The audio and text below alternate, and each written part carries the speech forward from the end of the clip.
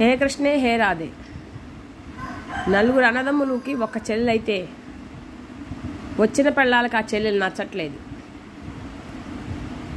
తన లైఫ్లో ఒక ఇన్సిడెంట్ జరిగింది. మ్యారేజ్ అయి బ్రేక్ అయిపోయింది. తన కాళ్ళ మీద తను నిలబడి చదువుకుంది. వచ్చిన ఆడవాళ్ళకి ఇది నచ్చట్లేదు. అది వాళ్ళకి బానిసలాగా, వాళ్ళకి పని మనిషిలాగా ఉండాలనుకుంటున్నారు. ఆ అన్నలు కూడా పెళ్ళాల వైపే.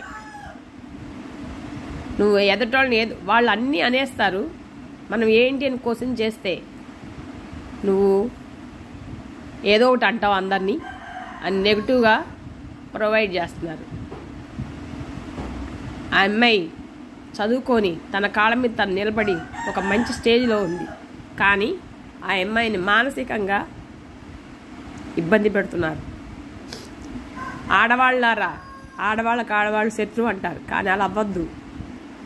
మీతోటి ఆడపిల్లల్ని ఆదరించండి. ఇది నా సందేశం.